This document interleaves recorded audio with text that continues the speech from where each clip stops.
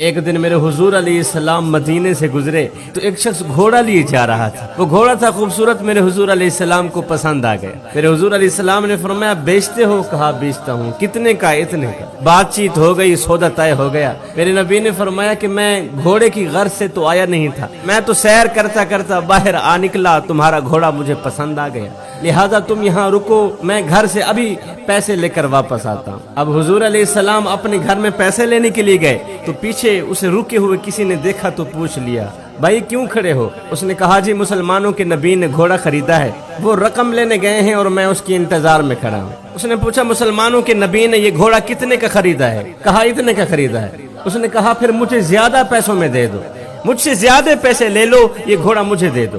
اس نے کہا اب تو میں سودا طے کر چکا ہوں, بات چیت ہو چکی ہے, وہ پیسے لینے کے لیے گئے ہیں. کہا کوئی بات نہیں, مکر جانا.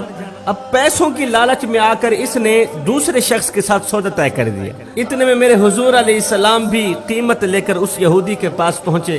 کہا یہ لو پیسے اور گھوڑا میرے حوالے کر دے. اس نے کہا کون سا گھوڑا؟ میرا آپ کے ساتھ سودا طے ہوا ہی نہیں ہے. رسول کریم نے فرمایا ابھی تو سودا ہوا ہے. میں نے کہا تھوڑی دیر کے لیے رکو, میں پیسے لے کر آتا ہوں.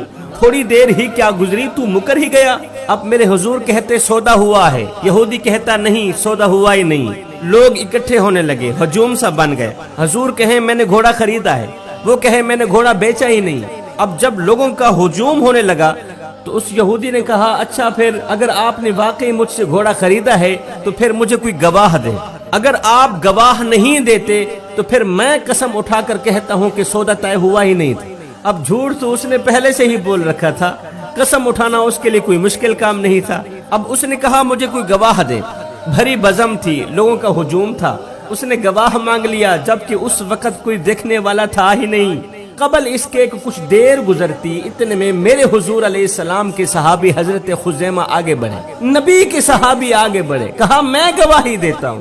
جتنے میں میرے حضور نے بتایا ہے اتنے میں ہی سودا طے ہوا ہے, میں گواہی دیتا ہوں. اللہ کو حاضر ناظر کر کے گواہی دیتا ہوں. میں خدا کی قسم اٹھا کر گواہی دیتا ہوں کہ جتنے میں میرے حضور علیہ السلام نے بتایا ہے اتنے میں ہی سودا طے ہوا ہے. کہا جی ٹھیک ہے, مجھے پیسے بھی مل گئے ہیں اور میرا جو گواہی کا مطالبہ تھا وہ بھی پورا ہو چکا ہے, لہٰذا یہ لو اپنا گھوڑا لے جاؤ.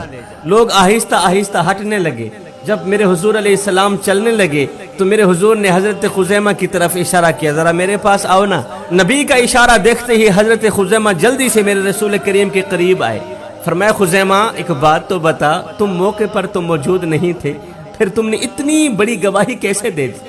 تم نے قسم اٹھا کر کہہ دیا, اتنی بڑی گواہی دے دی, جبکہ اس وقت مجھے اللہ کے سوا, میرے یار کے سوا مجھے کوئی دیکھ ہی نہیں رہا تھا. او خزیمہ تو نے اتنی بڑی گواہی دی ہے, کیسے دے دی, کس وجہ سے دے دی, جبکہ تو نے اپنی آنکھوں سے دیکھا ہی نہیں تھا؟ یہ سننا ہی تھا کہ نبی کے صحابی نبی کے قدموں پر بیٹھ گئے, حضور علیہ السلام کا دامن مبارک پکڑ کر چوم کر عرض گزار ہوئے, حضور یہ گھوڑا کیا ہے, یہ گھوڑا کیا ہے؟